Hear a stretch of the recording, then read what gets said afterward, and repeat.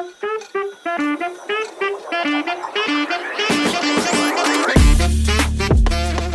guys, welcome to MRCS Hacks, and today's topic is going to be sutures. Sutures is something that really confused me for a long time, so I hope this really helps you get your head around it so that you can make sense of both the questions in the MRCS and both when you're in theatre with people shouting tons of fancy stuff around. Okay, so let's get stuck in. So the suture is held by a needle. The needle consists of the tip, the body, and the swage. And the swage is where the needle holder holds the needle, okay? And following that, you have the suture material. Let me just change this here. Look, it looks nicer. Okay, so the suture can be of two types, monofilament or braided. Now, monofilament literally means mono, so one filament, and it's something that is very smooth and it easily glides through the wound. However, that makes it pretty tricky to handle. It's very easy that the knots can unravel because there's such little friction on the filament. You have to make sure that you properly knotted it. Secondly, you have braided, obviously means multiple filament layers making one suture. This makes it a lot more grippy, it's easier to handle, but the things you need to be careful of is when you're closing the wound with a braided suture, you don't want to just suture the wound and at the end try and pull everything taut. Because of multiple friction element points, it won't close the wound properly. So you have to make sure that after a few needle swipes, you are tightening the wound as you're getting to the end, okay?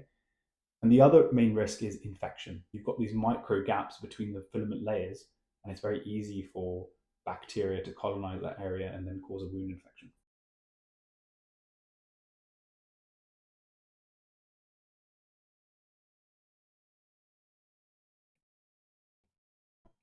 Now let's move on to the needle type. As you can see, you have a variety of needle sizes. You've got the straight needle, which is commonly used by some old school surgeons to close skin. Depending on the type of wound, you want to use a different shape. For example, you have the J needle used in general surgery to close the umbilical wound, and its height is more than its width. So it's sometimes very handy depending on the type of wound you have. Next, I want to talk to you about the sizing guide of a suture. Okay, this is what confuses a lot of people, and I'm guilty of this.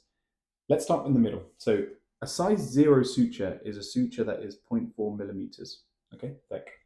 And to go up, you want to go 1, 2, 3. And that makes sense because you're going up the scale as a normal integer value and the suture gets bigger. However, to get a suture smaller than 0.4 millimeters, you add a forward slash and a 0. So you make a fraction.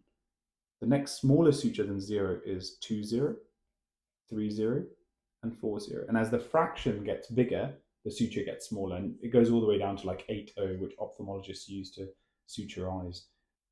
Next, let's talk about the suture materials themselves. So there are two types, absorbable and non-absorbable sutures. They can be further broken down into synthetic and natural sutures. There are three main synthetic ones that you need to know in the absorbable category. The first one is monocryl.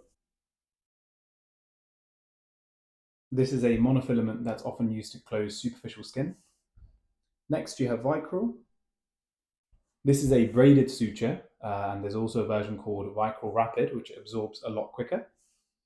And then you've got a much stronger material, polydioxone suture, PDS, that's often used to close abdominal walls.